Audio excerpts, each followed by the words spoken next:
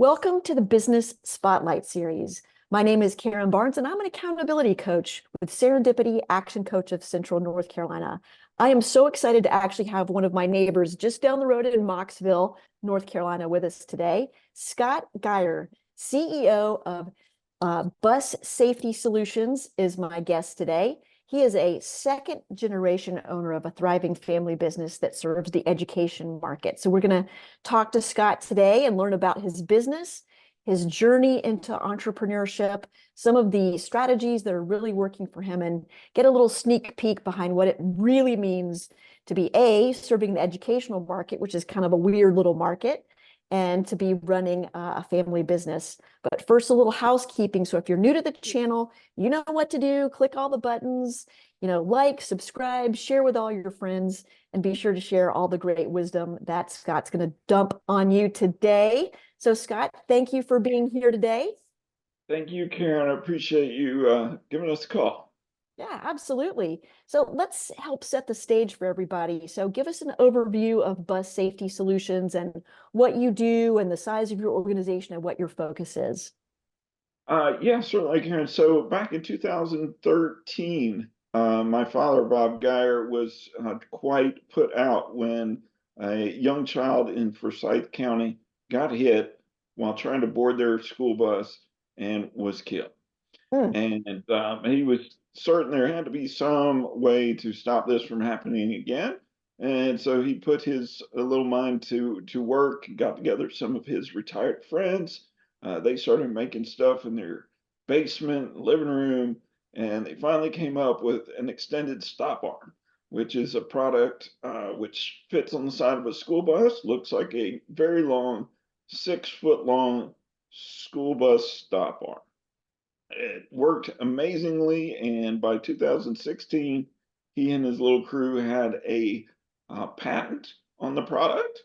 And so this nice little long 6 foot stop arm is patented, has been for several years now, since 2016. And we have grown it from a little prototype in a living room and some scraps of wood in a basement to now we have this product in 27 states plus Canada and some very little Virgin Islands somewhere, St. Thomas, I believe. So we're really excited about that, and things are going pretty well. Although the education market is extremely hard to get into, but I assume we'll touch on that later. Absolutely. Well, gosh, I mean, what a incredible motivation to get into business, to literally save lives, right? That's an incredible origin story. And I love that you started in your basement or your living room. Like, it's incredible actually how many small businesses, start at a kitchen table or on a scrap piece of paper somewhere. So congratulations on all the success you've had so far. Yeah, yeah. I mean, I'm certain the reason why they do is it's the least amount of rent you can pay in order to start your business is at that kitchen table. You can tell your wife or husband, honey, I'm gonna need this table for just a couple hours, thanks. That's exactly right. That's exactly right.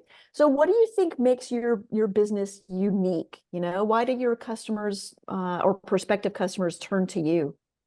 Well, absolutely. So it's kind of the ingenuity is a big part of it in that the founders, the four retired gentlemen who started this, were able to look outside the box and take a look at the regulations that are in the national, federal, and state regulations and say, hey, how can we use these existing regulations and make a product that fits while at the same time improving it?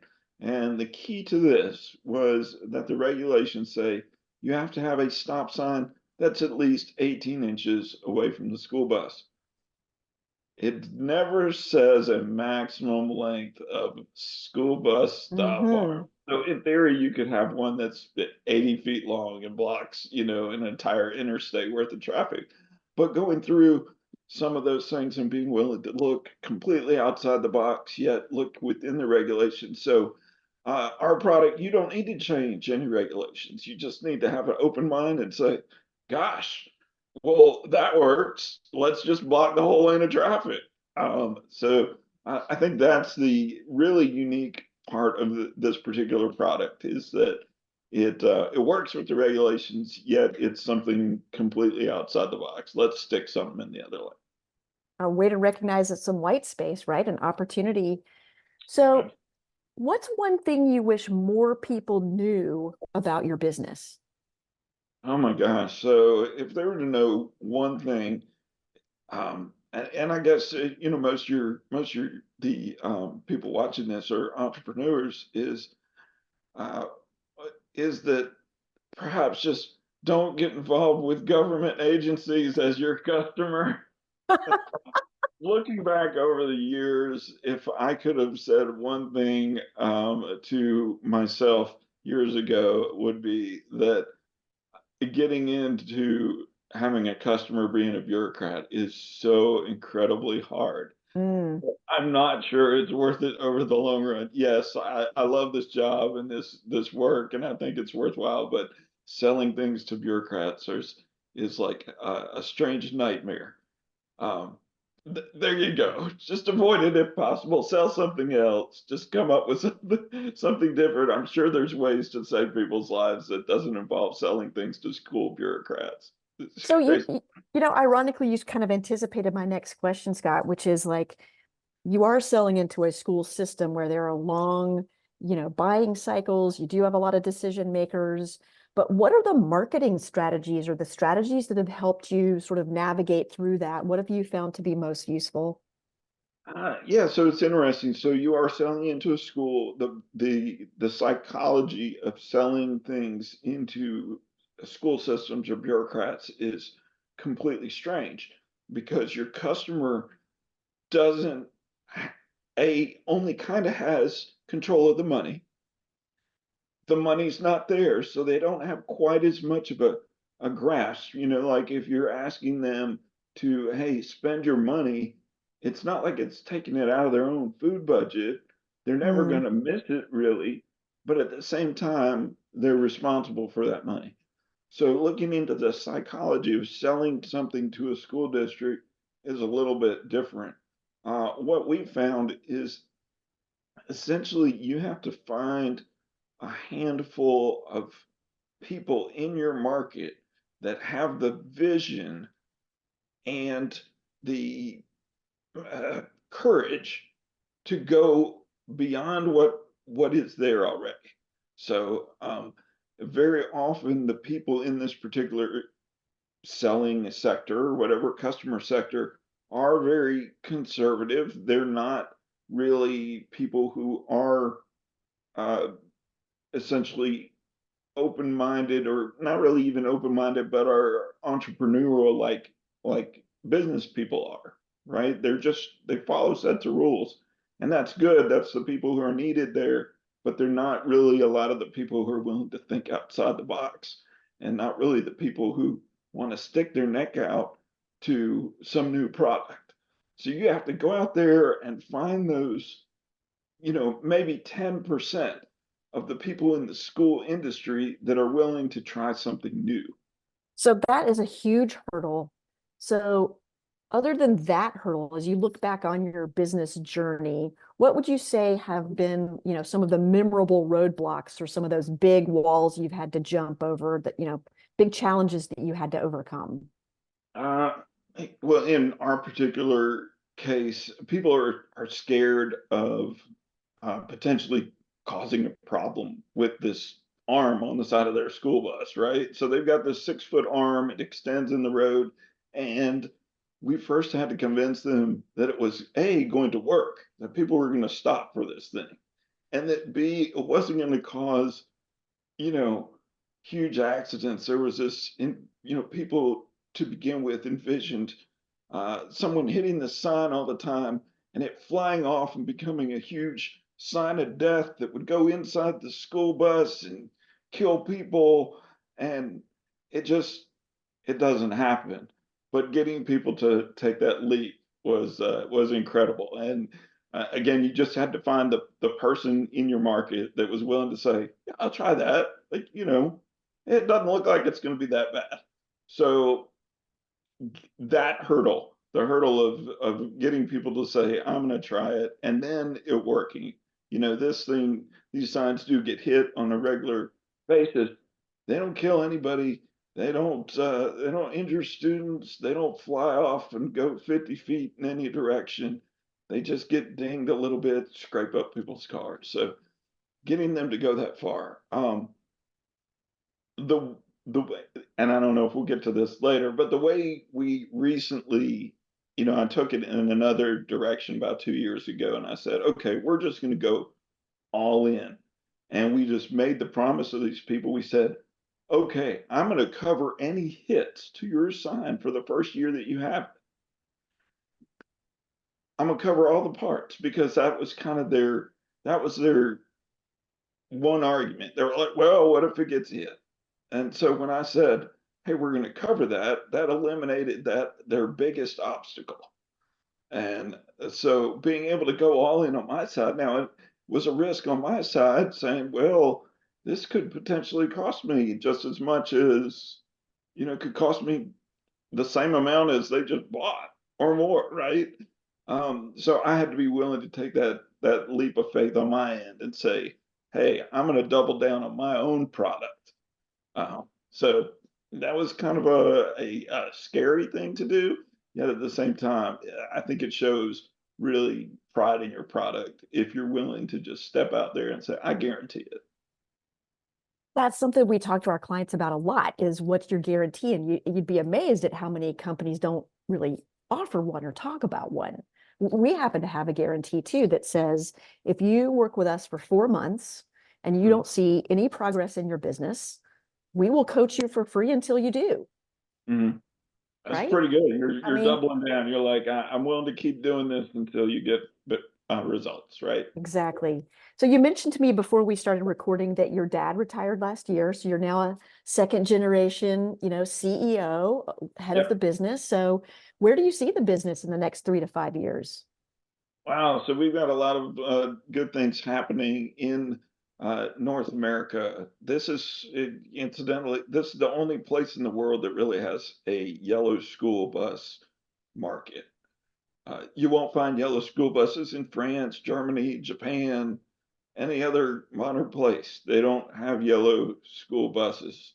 And you're like wondering, well, how do kids get to school? There's other ways. Kids got to school before yellow school buses. There's ways kids get to school. Don't worry about it. They've got it figured out. Most of the places in Europe, the kids just ride their bikes to school. And Right. that's how everybody did it in the United States before yellow school buses. They ride their bikes to school. It's okay. People will get there. But so you've got this market in the United States and Canada, 500,000 school buses. And we are on the verge of Canada going ahead and saying, we're going to start putting these on every school bus. Ooh, Um, exciting.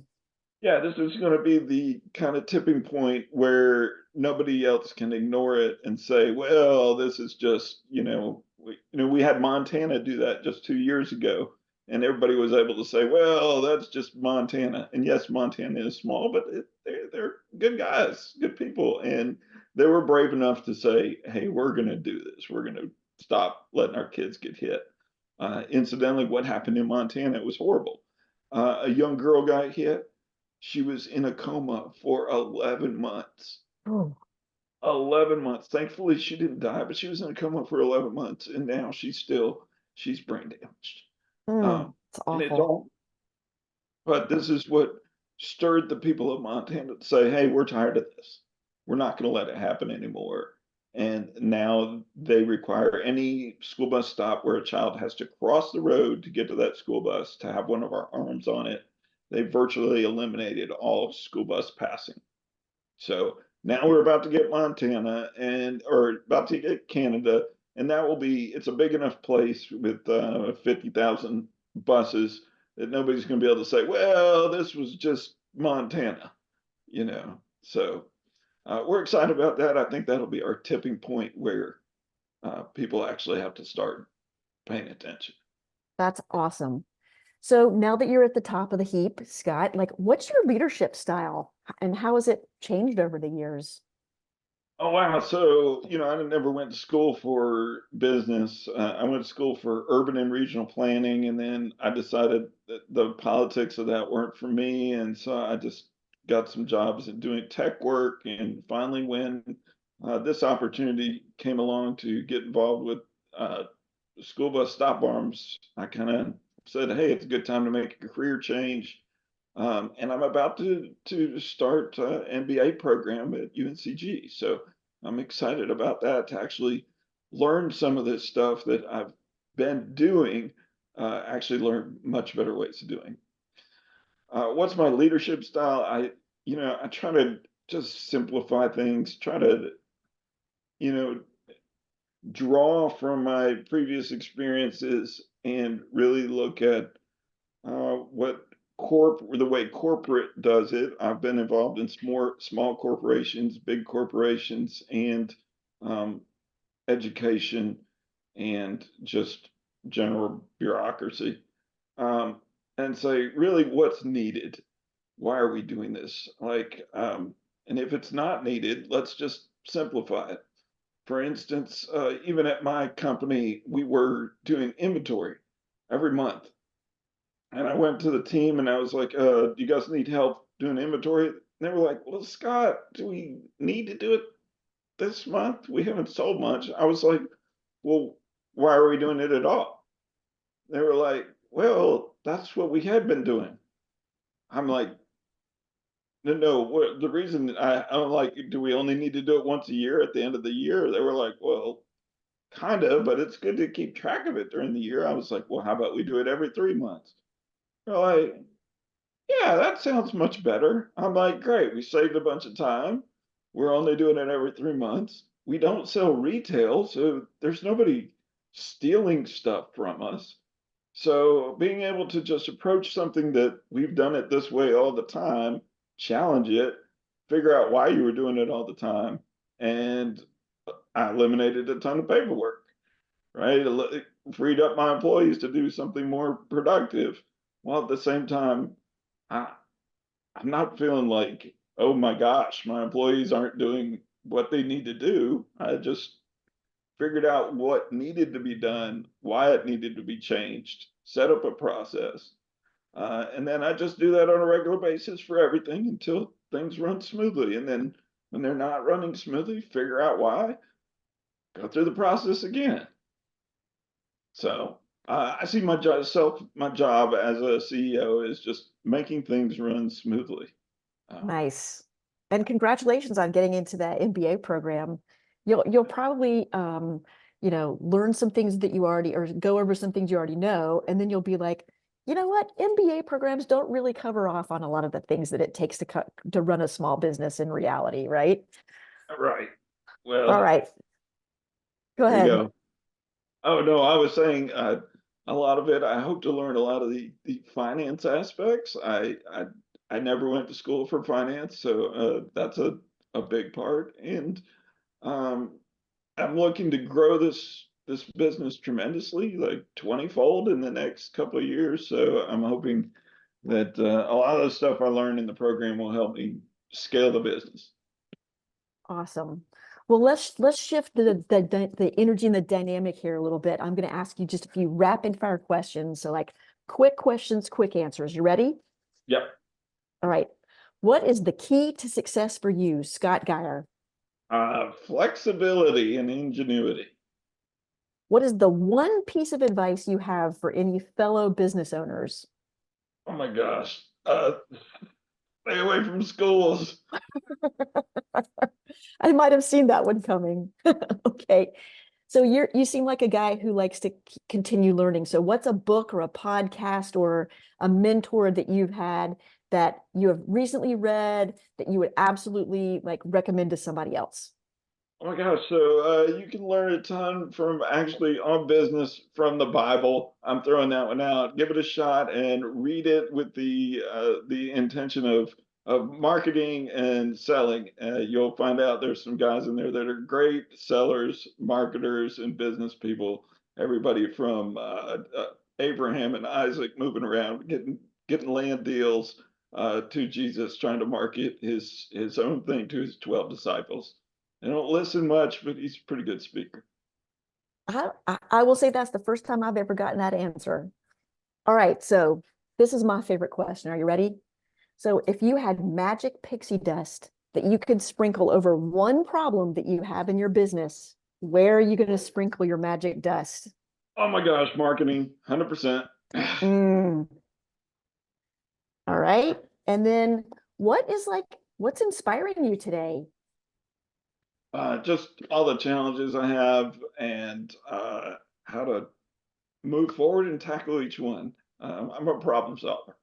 Well, Scott, thank you so much for spending time with us today. I, saw some really brilliant nuggets in this, and I hope that you guys, our listeners, will watch this again, that you will take some of Scott's advice, that you will reach out if you have needs in the bus safety arena to Scott and his company. All right, thank you so much for watching. We'll see you next time.